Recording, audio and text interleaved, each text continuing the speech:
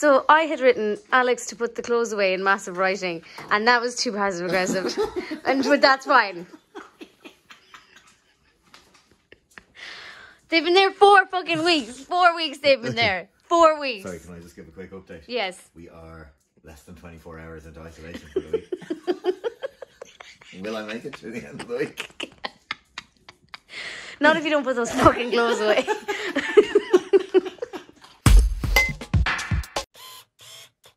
You know, it's been a good run. We got a good long run of it.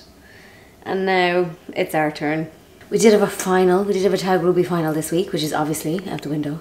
But in terms of stuff having to be cancelled, it's not the worst week for it to have happened.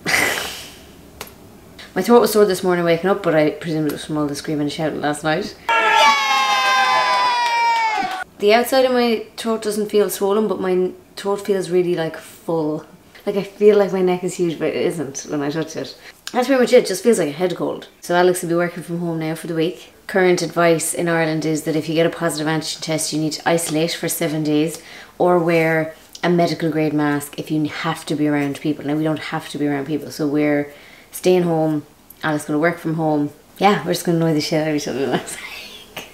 I won't be going to the gym, which is fine, because I wasn't going anywhere. I was planning on turning over a new leaf this week, but I guess it'll have to be next week. Also, I think this was a good time to get it, because we've nothing planned next weekend, but the following weekend we're planning on going to London. We'll definitely be free and easy and COVID free.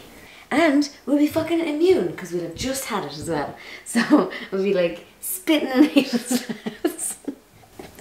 Why is that always the one I go for? Like, it's always the same joke and it's always spitting in people's mouths. This will be interesting, by the way, to figure out if COVID affects us differently. I'm expecting that Alex will do his usual man flu thing and act like COVID is way worse for him than it is for me. How are you feeling? Shit. Would you not have put an exclamation mark on COVID Freedom Day? No response. He can't talk. I'm getting wine delivered. It's the bougiest isolation you've ever heard of.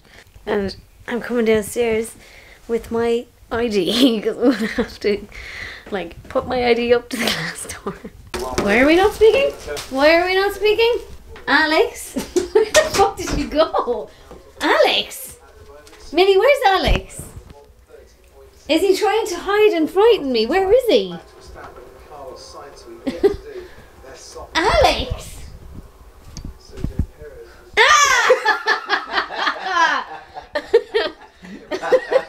I hated that. That was so stressful.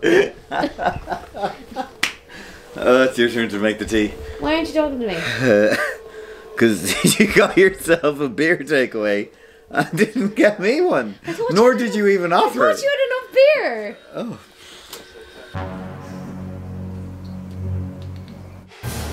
I'm free and easy. Alex, what's your verdict? I'm free and easy. Woo! What are we going to do with our newfound freedom? Maybe we'll go to the grocery shop. Yeah, we could watch more films, yeah. Is there any Spider-Man films left we haven't watched? There isn't. We watched them all. Last one, terrible. No Way From Home, shite. Absolutely shite film. Good afternoon. Every time I start filming, that's what happens. The week of isolation is over. 7 days is not that bad, and we did get on the 7th day our negative test, so we didn't have to stay any longer than 7 days in isolation. We got on fine.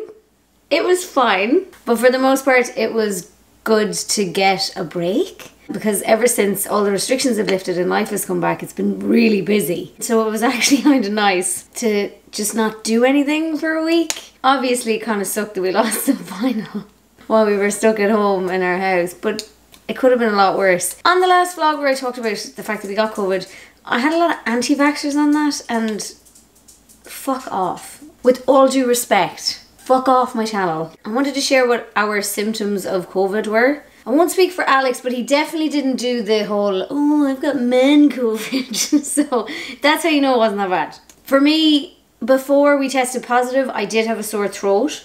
and then my sore throat cleared up almost immediately.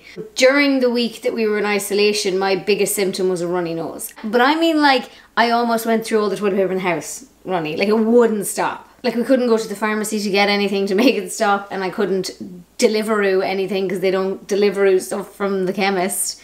Yeah, I just had to deal with it. My nose didn't get sore though. You know the way sometimes when you have a cold like that, your nose gets really sore from all the nose blowing? For some reason that didn't happen to me, so I was quite lucky. I think that was really it. Like, I don't really remember any significant symptoms other than that. So it's been a couple of weeks now since we got over the COVID. In terms of ongoing symptoms, one thing we've noticed is the breathing capacity we have. So when we first went back to playing sport, that week was really tough. I felt myself really out of breath. Alex and I both do have asthma. Mine's only exercise induced, so his is actual asthma, I suppose. Having those asthma inhalers really helped, and are still helping, because whatever has happened with COVID, we do feel like our asthma symptoms are being exacerbated, especially when we try to exercise. Alex has noticed indentations on his nails. This one's weird. And he said that he had read online that it could be caused from COVID, and he had them. So they're just little pock marks, essentially, on his nails.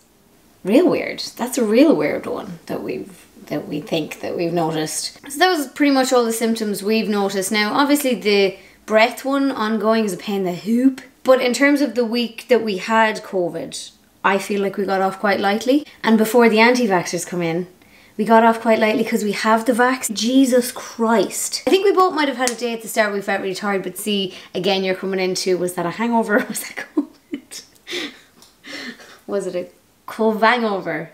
Cove-over. Hang-vid. No, they don't work matching them together, those words. Okay. So yeah, we are happy and we are healthy and we have gotten over the COVID. Who knows if we'll get it again? Potentially. Because at this point, Ireland is living with COVID and life is back to normal.